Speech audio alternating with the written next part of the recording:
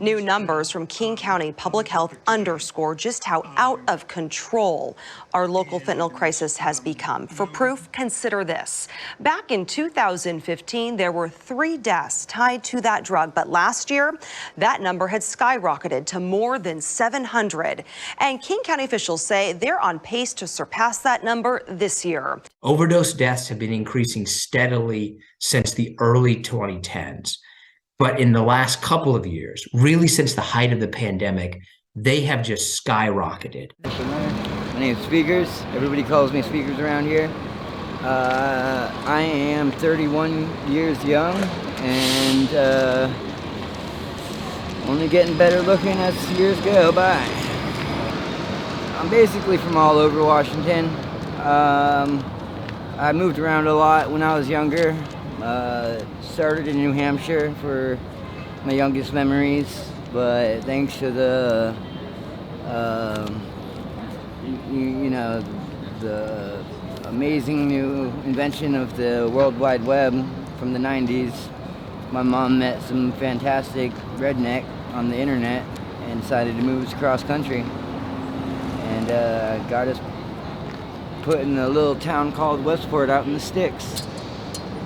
Class of, I don't know, I guess I could fall under would be just the average, like, middle class American, like, household.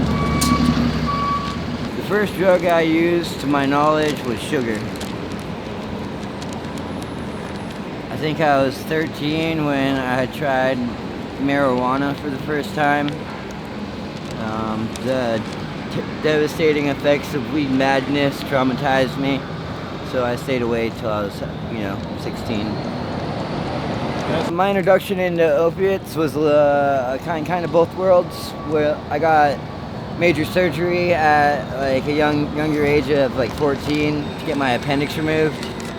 However, they gave me a bunch of Vicodin, but my mom seemed to enjoy them more than I did, and went through them faster than I did.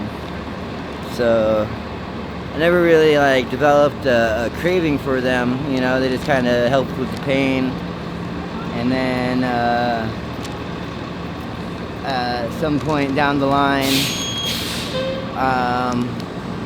somebody I was pushing a bunch of party drugs for had continued to pressure me over time to start selling heroin throughout the week for him, and just to give it a chance, to see if it's something I could make money off of, since I was one of his better salesmen.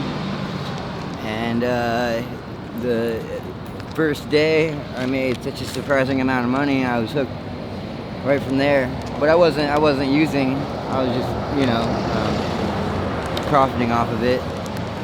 But he kept pressuring me to try it and smoke with him every time I would pick up, and eventually I made the mistake of saying fuck it and started smoking it.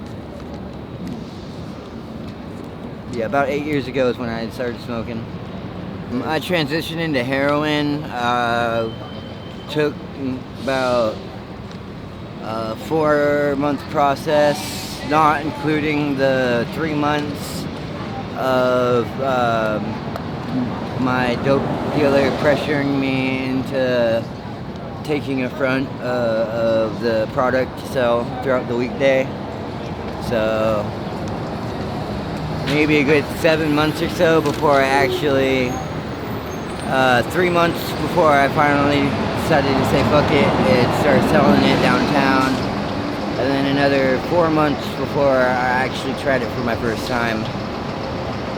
And I never really enjoyed it, the whole time I smoked it. I was just smoking it with my friends so that way they could get high, and to influence them to buy bags off me.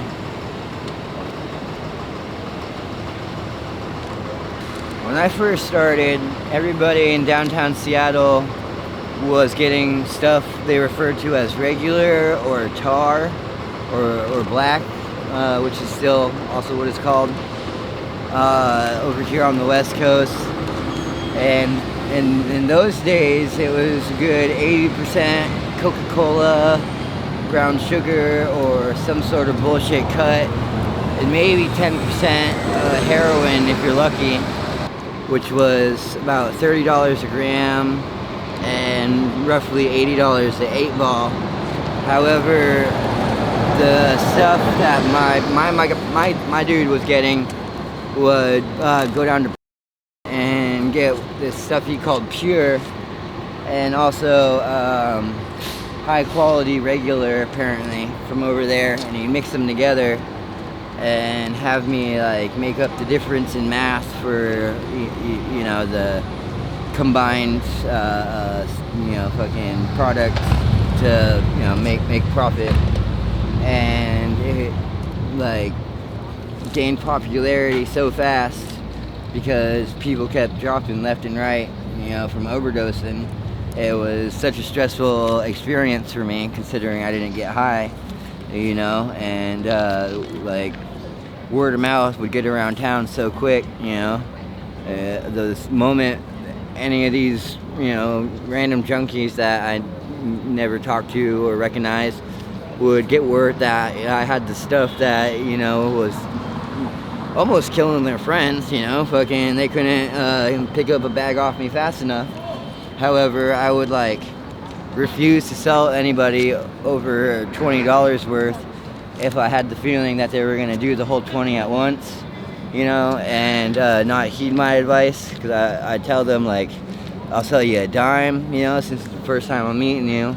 And obviously, you know, the rumors about this shit fucking like putting people down left and right, and luckily there wasn't any like, you know, actual fatalities at the time that I know of. But like you know, and I know I don't look like I know very much about my product, considering I don't get high on it, but I know the quality and what you guys seem to be used to, you know, it doesn't hold a candle to you know, like this. So if you can't promise that you'll just do one bag at a time, then I can't promise to sell you this whole dub. And most people would just give me the runaround, like, yeah, you know, I'll do it one at a time, blah blah blah. And one time, one of them came back telling me, I didn't believe you, kid. I thought you was giving me the runaround, you know, whoop-de-whoop, yada yada. It's like I did the whole dub and I got stuck for like 7 hours. I thought I was gonna die.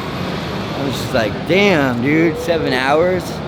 He's like, yeah, I legitimately thought I was dead for a couple hours. And I'm like, that is terrifying, because I told you, if you're gonna do the whole dub, give me both the empty baggies back and take the dope, or fucking, you know, well, that was the one thing. Don't do the dub if you're gonna take the baggies with you, because the baggies have my fingerprints. You know, that was what I was concerned about.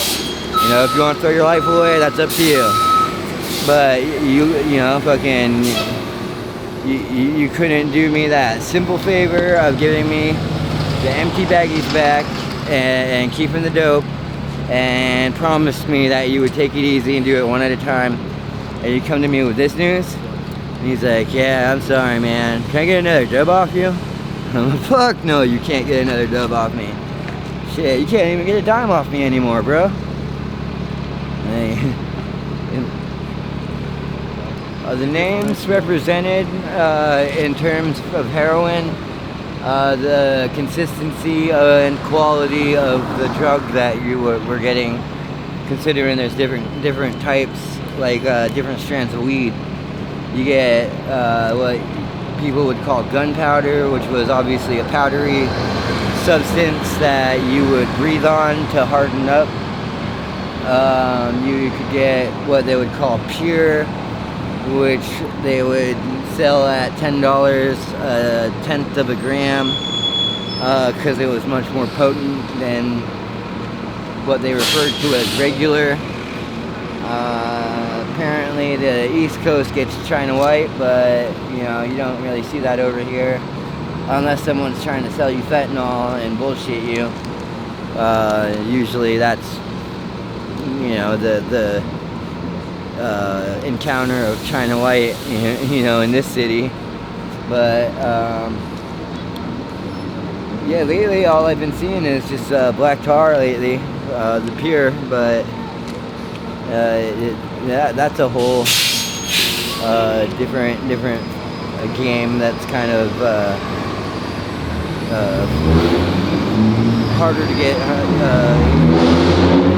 contact with, it seems like, because fentanyl and blues really took over, so it's making it hard to find heroin reliably from older sources or whatever, because they all switched over to the fast money and what's in demand, which is understandable. Like when a product is in high demand, obviously, people are gonna flock towards the profit.